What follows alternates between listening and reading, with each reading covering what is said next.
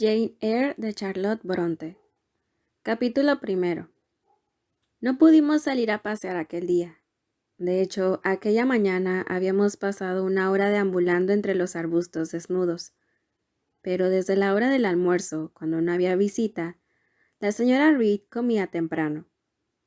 El frío viento invernal había traído unas nubes tan oscuras y una lluvia tan penetrante que volver a salir de la casa era impensable.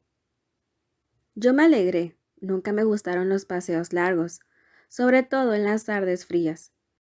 Me horrorizaba volver a casa a la caída de la tarde con los dedos helados y el corazón entristecido por las reprimendas de Bessie, la niñera, y humillada por saberme físicamente inferior a Elisa, John y Georgiana Reed. Los tales Elisa, John y Georgiana se encontraban reunidos en torno a su madre en el salón. Esta estaba echada con aspecto totalmente feliz en un sofá junto a la chimenea, rodeada de sus retoños, que en aquel momento ni reñían ni lloraban.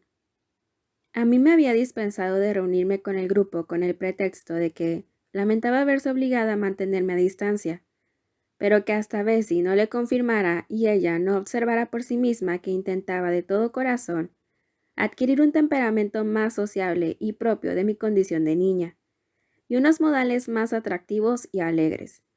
Algo, por así decirlo, más ligero, franco y natural. Realmente debía excluirme de los privilegios otorgados solamente a los niños contentos y felices. ¿Qué dice Bessie que he hecho?, pregunté. Jane, no me gustan los quisquillosos ni los preguntones. Además, encuentro verdaderamente desagradable que una niña conteste de esta manera a sus mayores. Ve a sentarte en algún sitio, y hasta que no tengas cosas agradables que decir, quédate callada.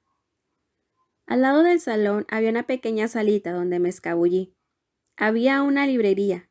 Enseguida me hice con un tomo, asegurándome de que contuviera muchas ilustraciones. Me encaramé al poyo de la ventana, encogí las piernas y me quedé sentada a lo turco. Allí, habiendo corrido casi del todo la cortina de lana roja, me hallaba doblemente retirada del mundo.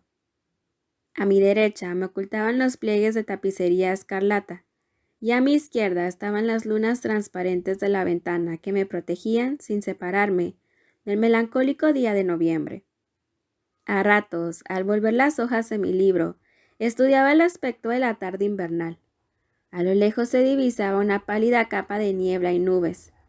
Más cerca, el césped mojado, los arbustos zarandeados por la tormenta y la lluvia incesante que barría el paisaje, salvajemente empujada por una ráfaga larga y lúgubre. Volví a mi libro, La historia de las aves británicas, de Bewick, cuyo texto me interesaba poco en términos generales. Sin embargo, contenía ciertas páginas introductorias que, aun siendo una niña, no podía pasar por alto. Eran aquellas páginas que trataban de los nidos de las aves marinas, de las rocas y promontorios solitarios, ocupados solo por ellas, de la costa de Noruega, tachonada de islas desde su punto más meridional, Lindesnes o Neis, hasta Cabo Norte, donde el mar del norte, en gigantescos remolinos, bulle en torno a las desnudas islas melancólicas del lejano Thule, y el embate del océano Atlántico se agolpa entre las tormentosas islas Hébridas. Tampoco escapaba a mi atención la mención de las desiertas orillas de Laponia, Siberia, Spitzenberg, Nueva Zembla, Islandia, Groenlandia, con la vasta extensión de la zona ártica y las desoladas regiones de espacio monótono, ese depósito de escarcha y nieve donde sólidos campos de hielo, acumulados en montañas alpinas y pulidos por siglos de inviernos, rodean el polo y concentran los múltiples rigores del frío extremado. Formé una idea propia de estas regiones de mortal palidez, llenas de sombras, como todas aquellas nociones medio comprendidas que pululan por los cerebros de los niños, indistintas pero extrañamente impresionantes. Las palabras que figuraban en estas páginas introductorias se relacionaban con las imágenes que les seguían, y explicaban la roca que se erguía solitaria en un mar de olas y espuma, el barco destrozado y abandonado en una costa desolada, la luna fría y pálida que, a través de jirones de nubes, espiaba un barco que naufragaba. No puedo saber qué sentimiento poblaba el cementerio solitario con sus lápidas grabadas, su puerta, sus 2 árboles, su horizonte plano, circundado por un muro roto, y la luna creciente recién salida que atestiguaba la caída de la tarde. Los 2 barcos navegando en un mar aletargado me parecían fantasmas marinos. Pasé rápidamente el diablo que sujetaba el fardo de un ladrón a su espalda. Me inspiraba terror. También me lo inspiraba la negra figura cornuda sentada a solas en una roca, que vigilaba a lo lejos a una muchedumbre agrupada alrededor de una horca. Cada imagen contaba una historia, a menudo misteriosa para mi comprensión rudimentaria y mis sentimientos imperfectos, pero fascinante a pesar de ello. Tan fascinante como los cuentos que Bessie contaba a veces en las tardes de invierno. Si estaba de buen humor. En aquellas ocasiones, habiendo acercado su tabla de planchar a la chimenea del cuarto de los niños, nos permitía sentarnos alrededor, y mientras ella se ocupaba de fruncir las puntillas de la señora Reed o plegar los bordes de sus gorros de dormir, alimentaba nuestra ávida curiosidad con historias de amor y aventuras sacadas de viejos cuentos de hadas y romances, o como descubrí más tarde, de las páginas de Pamela y Henry, conde de Morland. Con el Bewick en mi regazo, era feliz, por lo menos feliz a mi manera. Lo único que temía era que me interrumpieran, lo que sucedió demasiado pronto. Se abrió la puerta de la salita. «¡Hey, señora Morros!», gritó la voz de John Reed. Enseguida se calló, ya que la habitación estaba aparentemente vacía. «¿Dónde demonios estará?», continuó. «Lizzie, Georgie», llamando a sus hermanas. «Joan no está aquí. Díganle a mamá que ha salido bajo la lluvia. Mal bicho que es». Menos mal que he corrido la cortina, pensé, deseando con todas mis fuerzas que no descubriese mi escondrijo. De hecho, no lo hubiese encontrado por sí mismo, ya que no era muy agudo ni de vista ni de ingenio. Pero Elisa se asomó a la puerta y dijo enseguida: «Seguro que está en el pollo de la ventana, Jack». Salí inmediatamente porque temblaba ante la idea de que Jack me fuera a sacar a la fuerza. «¿Qué quieres?», le pregunté con torpe timidez. «¿Qué quiere usted, señorito Reed?», fue su respuesta. «Quiero que vengas aquí». Y sentándose en una butaca, me hizo seña de que me acercara y me quedara de pie ante él. John Reed era un colegial de 14 años, 4 más que yo, que tenía solo 10. Era grande y gordo para su edad, con la piel mate y enfermiza, facciones groseras en un rostro ancho, brazos y piernas pesados, manos y pies grandes. Solía atracarse en la mesa, por lo que era bilioso, de ojos apagados y legañosos y mejillas flácidas. En aquellas fechas debía estar en el colegio, pero su querida madre lo había llevado a casa durante 1 mes o 2 por su delicada salud. El maestro, el señor Miles, aseguraba que estaría perfectamente si se le enviasen menos pasteles y dulces, pero el corazón de su madre rechazaba tan dura opinión y se empeñaba en creer la idea más benigna de que su mala salud se debía al exceso en los estudios y quizás a la añoranza de su casa. John no quería mucho a su madre ni a sus hermanas, y a mí me odiaba.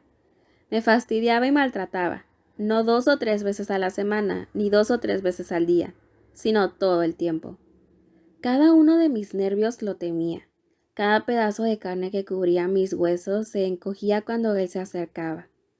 Había momentos en los que me desconcertaba el terror que me producía, ya que no tenía ninguna defensa posible contra sus amenazas ni sus malos tratos. Los criados no querían ofender a su joven amo poniéndose de mi parte, y la señora Reed era sorda y ciega en este asunto. Jamás lo vio pegarme ni lo oyó insultarme, a pesar de que ambas cosas ocurrían en su presencia de vez en cuando, aunque más frecuentemente a sus espaldas. Acostumbrado a obedecer a John, me acerqué a su sillón. Invirtió unos 3 minutos en sacarme la lengua cuán larga era sin dañar la raíz. Sabía que no tardaría mucho en pegarme, y aunque temía el golpe, reflexionaba sobre el aspecto feo y repugnante del que había de asestarlo. Me pregunto si leyó esas ideas en mi cara porque de repente, sin decir palabra, me pegó con todas sus fuerzas. Me tambaleé y al recobrar el equilibrio, retrocedí 1 paso o 2. Es por tu impertinencia al contestar a mamá hace un rato, dijo, y por tu manera furtiva de meterte detrás de las cortinas, y por la mirada que tenías en los ojos hace 2 minutos, rata asquerosa. Habituada a las injurias de John Reed, nunca se me hubiera ocurrido contestarle. Mi preocupación era aguantar el golpe que estaba segura seguiría el insulto. ¿Qué hacías detrás de la cortina?, me preguntó. Leía. Enséñame el libro. Volví junto a la ventana para cogerlo. No tienes por qué tomar nuestros libros, dependes de nosotros. Dice mamá que no tienes dinero, pues tu padre no te dejó nada, y deberías estar pidiendo limosna, no viviendo aquí con nosotros. Hijos de un caballero, comiendo lo que comemos nosotros y llevando ropa comprada por nuestra querida madre. Yo te enseñaré a saquear mi biblioteca, porque es mía. Toda la casa es mía, o lo será dentro de unos cuantos años. Ve y ponte al lado de la puerta, apartada del espejo y de las ventanas.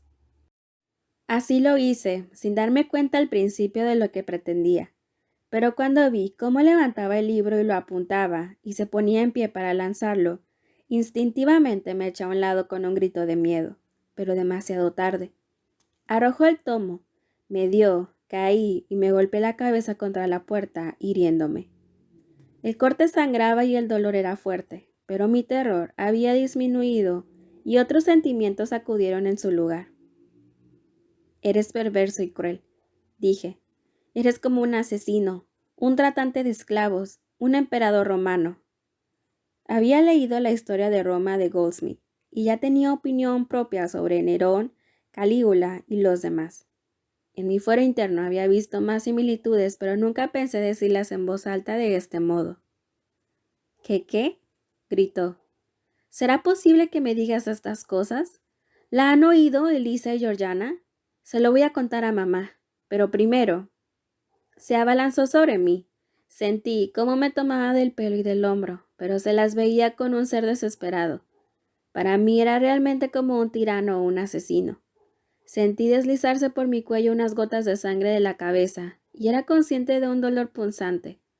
Estas sensaciones eran temporalmente más fuertes que el miedo, y me defendí frenéticamente.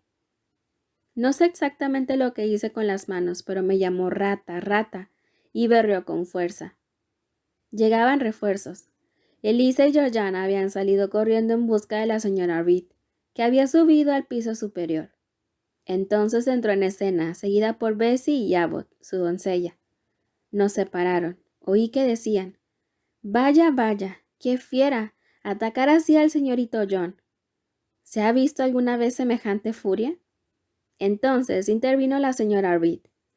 «Llevémosla al cuarto rojo y enciérranla ahí». 4 manos cayeron inmediatamente sobre mí y me llevaron escaleras arriba. Capítulo 2. Me resistí durante todo el camino, algo inusitado por mi parte, que reforzó la mala impresión que Bessie y Abbott ya estaban predispuestas a albergar sobre mí. A decir verdad, estaba alterada, o más bien, fuera de mí, como dirían los franceses. Me daba cuenta de que un solo momento de rebeldía ya me había hecho merecedora de extraños castigos, y como cualquier esclavo rebelde, estaba dispuesta, desesperada como me sentía, a hacer lo que fuera. «Sujétele los brazos, señorita Abbott, parece un gato salvaje».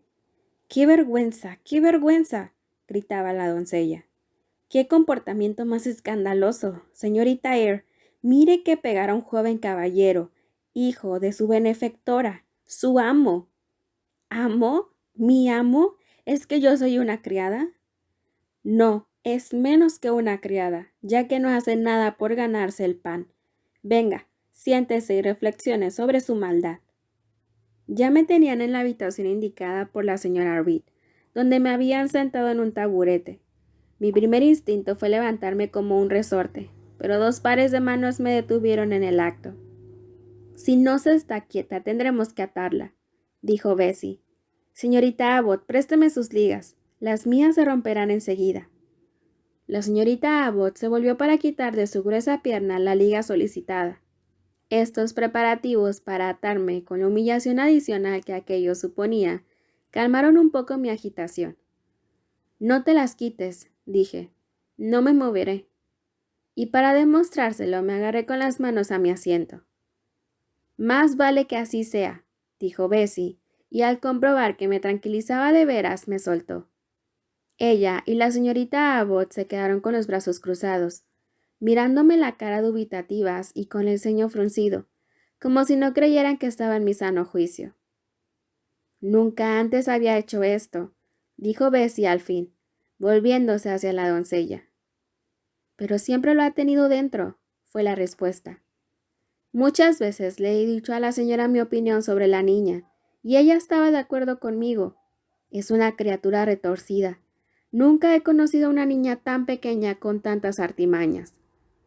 Bessie no contestó, pero poco después dijo, dirigiéndose a mí: Debería darse cuenta, señorita, de que está en deuda con la señora Reed. Ella la mantiene. Si la echara, tendría que ir al hospicio. Yo no tenía respuestas a su palabra, que no me cogían de nuevas, pues mis primeros recuerdos incluían indicios en este sentido. Este reproche sobre mi dependencia se había convertido en una especie de sonsonete en mis oídos, doloroso y opresivo, y solo comprensible a medias. La señorita Abbott siguió. Y no debe considerarse igual que la señorita Reed o el señorito, solo porque la señora en su bondad le permite educarse con ellos. Ellos tendrán una gran cantidad de dinero y usted no tendrá nada. A usted le corresponde mostrarse humilde e intentar agradarles. Lo que le decimos es por su bien, añadió Bessie en un tono algo más suave. Debe intentar hacerse útil y agradable, y entonces quizá tenga siempre un hogar aquí. Pero si se vuelve apasionada y grosera, la señora la echará, estoy segura. Además, dijo la señora Abbott, Dios la castigará. Podría hacer que muriera en mitad de una de sus pataletas. ¿Y a dónde iría entonces?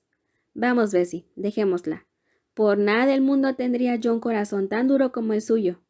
Rece sus oraciones, señorita Eyre, cuando se quede sola, porque si no se arrepiente, algo malo podría bajar por la chimenea para llevársela. Se marcharon, echando la llave al salir por la puerta.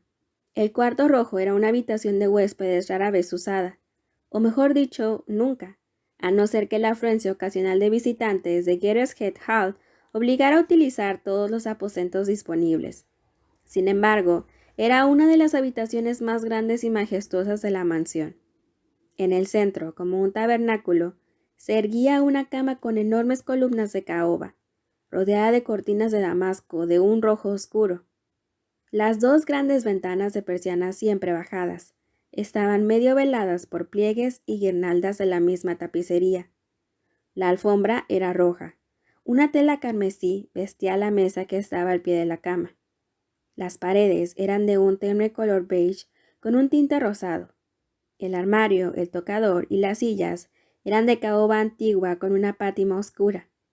En medio de estas sombras profundas se alzaban, altos y de un blanco deslumbrante, los colchones y las almohadas de la cama, cubiertos con una nívea colcha de marcela. Casi igualmente imponente, cerca de la cabecera de la cama, había una butaca también blanca, de grandes cojines con un escabel delante, que a mí me recordaba un trono mortecino. Esta habitación era fría, ya que pocas veces se encendía la chimenea. Era silenciosa por hallarse alejada del cuarto de los niños y de la cocina. Solemne porque rara vez entraba nadie. Solo la criada entraba los sábados para quitar del espejo y de los muebles el polvo acumulado a lo largo de la semana. Y la misma señora Reed la visitaba, muy de tarde en tarde, para revisar el contenido de un cajón oculto en el armario, donde se guardaban diversos pergaminos, su joyero y una miniatura de su difunto marido. Y en estas últimas palabras yace el secreto del cuarto rojo, el maleficio que lo hacía tan solitario a pesar de su esplendor. El señor Reed había muerto 9 años antes. Fue en este cuarto donde echó su último aliento. Aquí estuvo de cuerpo presente. De aquí sacaron los hombres de la funeraria su ataúd. Y desde aquel día, una sensación de melancólica consagración había evitado que se frecuentase. Mi asiento, en el que Bessie y la amargada señorita Abbott me habían dejado cautiva, era una otomana baja, junto a la chimenea de mármol. La cama se alzaba ante mí. A mi derecha se encontraba el armario alto y oscuro, con reflejos apagados de diferente intensidad, realzando el lustre de sus paneles. A mi izquierda estaban las ventanas con cortinas. Entre ellas, un gran espejo reflejaba la majestuosidad vacía de la habitación. No estaba del todo segura de que hubieran cerrado con llave, por lo que cuando me atreví a moverme me levanté para comprobarlo. Desgraciadamente sí. Nunca hubo cárcel más segura. Al volver, tuve que pasar por delante del espejo, y mis ojos, fascinados, exploraron involuntariamente las profundidades allí reveladas. Todo parecía más frío y más oscuro en aquel hueco quimérico que en la realidad. La extraña figura que me contemplaba, con el rostro y los brazos pálidos matizando la oscuridad, y los ojos relucientes de miedo moviéndose entre tanta quietud, realmente tenía el aspecto de un espíritu. Me recordaba uno de esos diminutos fantasmas, mitad hada, mitad duende, que en los cuentos nocturnos de Bessie salían de las cabañas cubiertas de helechos de los páramos, apareciéndose ante los ojos de los viajeros tardíos. Volví a mi taburete. En ese momento me embargaba la superstición, aunque todavía no le había llegado la hora de su victoria final. Todavía tenía la sangre caliente. Todavía el ímpetu de esclava rebelde me llenaba de amargo vigor. Todavía tenía que contener el embate de pensamientos retrospectivos antes de amedrentarme ante el presente desolador. Toda la tiranía violenta de John Reed, toda la altiva indiferencia de sus hermanas, toda la aversión de su madre, toda la parcialidad de las criadas vinieron a mi mente, turbada como el sediento oscuro de un pozo turbio. ¿Por qué siempre sufría? ¿Siempre era intimidada, acusada y condenada? ¿Por qué no podía agradar? ¿Por qué eran inútiles mis intentos de granjearme el favor de nadie? A Elisa, cabezota y egoísta, la respetaban. A Georgiana, con un genio malicioso, llena de corrosivo rencor y con un porte insidioso e insolente, la mimaban todos. Su belleza, sus mejillas sonrosadas y sus rizos dorados parecían deleitar a todos los que la contemplaban y procurarle impunidad por cualquier defecto. A John nadie lo contradecía, y mucho menos castigaba, aunque retorcía el pescuezo de las palomas, mataba los polluelos o azuzaba a los perros contra las ovejas, robaba la fruta y destrozaba los brotes de las plantas más bellas del invernadero. También llamaba vieja a su madre, y a veces la insultaba por tener la tez tan oscura como la suya propia. La desobedecía descaradamente, y a menudo rompía o estropeaba sus ropas de seda, y a pesar de todo ello, era su cariñito. Yo no me atrevía a cometer ninguna falta. Me esforzaba por cumplir con todas mis obligaciones y se me llamaba traviesa y molesta, arisca y ruin, día y noche, día tras día. Todavía me dolía la cabeza que sangraba por el golpe y la caída que había sufrido. Nadie había reñido a John por pegarme sin motivo, pero yo, por haberme vuelto contra él para evitar más violencia irracional, cargaba con la desaprobación de todos. Es injusto, decía mi razón, llevada por el doloroso estímulo a investirse de un poder precoz aunque pasajero, y la resolución, igualmente espoliada, instigaba a algún resorte dentro de mí a buscar la manera de rehuir tanta opresión, como escaparme, o si eso no era posible, nunca volver a comer ni a beber y dejarme morir. Qué consternación padeció mi alma esa fatídica tarde, qué tumulto en mi cerebro y qué insurrección en mi corazón. Pero en medio de qué oscuridad y gran ignorancia se libró aquella batalla mental. No tenía respuesta a la incesante pregunta interior de por qué sufría así. Ahora, después, no quiero decir cuántos años, lo veo claramente. Yo era una nota discordante de Gateshead. No me parecía a ninguno de los de allí. No tenía nada en común con la señora Reed ni con sus hijos, ni con la servidumbre por ella elegida. De hecho, si ellos no me querían, tampoco yo los quería a ellos. No estaban obligados a mirar con cariño a una criatura que tenía tan poco en común con todos ellos, una criatura heterogénea, tan diferente de ellos en temperamento, capacidad y propensiones, una criatura inútil, incapaz de servir sus intereses o proporcionarles placer, una criatura odiosa que alimentaba sentimientos de indignación por su trato y desprecio por sus criterios. Sé que, de haber sido una niña optimista, brillante, desenfadada, exigente, guapa y juguetona, aunque hubiese sido igualmente desvalida y una carga, la señora Reed habría aguantado más complacida mi presencia. Sus hijos habrían abrigado hacia mí mayores sentimientos de cordialidad, y las criadas estando menos dispuestas a convertirme siempre en chivo expiatorio. La luz del día empezó a abandonar el cuarto rojo. Eran más de las 4 y la tarde nubosa cedía ante el crepúsculo gris. Oía la lluvia batirse sin cesar contra la ventana de la escalera, y el viento aullar en el bosquecillo detrás de la casa. Por momentos me iba quedando helada como la piedra, y empecé a descorazonarme. Mi estado habitual de humillación, inseguridad y profunda depresión apagó las brasas de mi ira disminuida. Todos decían que era mala, y quizás tuvieran razón. ¿Acaso no acababa de pensar en dejarme morir de inanición? Eso sí era un delito. ¿Merecía morir? ¿Era un destino atractivo la cripta bajo el prestiverio de la iglesia de Gateshead? En esa cripta, tenía entendido, yacía el señor Reed, y este recuerdo lo trajo a mi mente, y pensé en él cada vez con más espanto. No lo recordaba, pero sabía que había sido tío mío, hermano de mi madre, que me había acogido en su casa al quedarme huérfana, y en su última hora había exigido a la señora Reed que prometiese criarme y educarme como uno de sus propios hijos. Probablemente la señora Reed considerase que había mantenido su promesa, y realmente creo que lo había hecho en la medida posible. Pero ¿cómo iba a querer a una extraña de otra sangre después de la muerte de su marido, por comprometida que estuviese? Debía de ser lo más irritante encontrarse obligada por una promesa impuesta a hacer madre a una niña rara a la que no era capaz de amar, y ver a una forastera poco simpática entrometiéndose permanentemente en su grupo familiar. Se me ocurrió un pensamiento singular. No tenía ninguna duda de que, de haber seguido vivo, el señor Reed me habría tratado con afecto. Ahora, al mirar la cama blanca y las paredes oscuras, echando de vez en cuando una ojeada fascinada al espejo de brillo apagado, empecé a recordar las historias que había oído sobre los muertos inquietos en sus tumbas, por la violación de sus últimos deseos, que regresaban a la tierra para castigar a los perjuros y vengar a los oprimidos.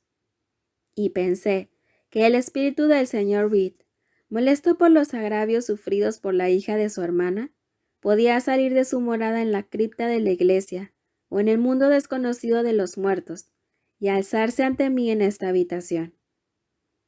Enjugué mis lágrimas y acallé mis sollozos, temerosa de que una señal de pena extremada pudiera despertar una voz sobrenatural para que me consolase, o llamar de las tinieblas un rostro resplandeciente para inclinarse sobre mí con extraña lástima. Esta idea, aunque en teoría era un consuelo, me pareció que sería terrible si se hacía realidad. Intenté con todas mis fuerzas reprimirla. Procuré ser fuerte, sacudiendo la cabeza para quitarme el cabello de los ojos. Levanté la cabeza e intenté mirar intrépida por la habitación. En ese momento apareció una luz en la pared. Me pregunté si era un rayo de luna que penetraba por algún resquicio de la persiana. Pero no. La luz de la luna no se movía, y ésta sí. Ante mis ojos, se deslizó por el techo y tembló encima de mi cabeza. Ahora puedo suponer que este haz de luz probablemente fuera el reflejo de una linterna de alguien que cruzaba el jardín, pero entonces, con la mente propensa a abrigar ideas de horror y con los nervios sacudidos por la agitación, creí que la luz móvil y veloz era el mensajero de una aparición del más allá. Me latía rápidamente el corazón. Me ardía la cabeza. Mis oídos se llenaron con un sonido que me pareció el batir de alas. Sentí algo junto a mí. Me sentí oprimida, ahogada. Mi resistencia se derrumbó. Corrí hasta la puerta y la sacudí desesperadamente. Se acercaron pasos apresurados por el corredor. Giró la llave y entraron Bessie y Abbott. «Señorita Eyre, ¿está enferma?» «¡Qué ruido más espantoso! ¡Me ha atravesado!», exclamó Abbott. «Sáquenme de aquí, llévenme al cuarto de los niños», grité. «¿Por qué? ¿Se ha hecho daño? ¿Ha visto algo?». preguntó de nuevo Bessie. He visto una luz y pensaba que venía un fantasma. Había cogido la mano de Bessie y ella no la apartó. Ha gritado adrede, declaró Abbott, con cierto desprecio. ¿Y qué grito? De haber sufrido un gran dolor se le podría perdonar, pero solo quería traernos a todos aquí. Conozco sus tretas. ¿Qué sucede aquí? Preguntó otra voz autoritaria y se acercó por el corredor la señora Reed, su tocado agitado por la prisa y sus ropas crujiendo tempestuosamente. Abbott y Bessie creía haber dado instrucciones de que Jane Eyre permaneciese en el cuarto rojo hasta que acudiera yo misma. La señorita Jane gritó muy fuerte, señora, dijo Bessie suplicante. Déjenla ir, fue la respuesta. Suelta la mano de Bessie, niña, no te vas a librar de esta manera, te lo aseguro. Odio los engaños, especialmente lo de los niños. Es mi deber enseñarte que tus trucos no funcionarán. Ahora te quedarás una hora más, y solo en el caso de total sumisión y tranquilidad te dejaré salir. Tía, piedad, perdóneme, no puedo soportarlo. Castígueme de alguna otra manera. Me moriré si... ¡Silencio! Esta violencia me repugna, y seguro que era verdad. A sus ojos yo era una actriz precoz. Me consideraba realmente un compendio de pasiones virulentas, un espíritu innoble y de duplicidad peligrosa. Habiéndose retirado Bessie y Abbott, la señora Reed, hastiada de mi angustia ya frenética y mis sollozos incontrolados, me empujó bruscamente y cerró la puerta con llave, sin más palabras. La oí alejarse, y poco después de que se hubo marchado, supongo que sufrí una especie de ataque y perdí el conocimiento.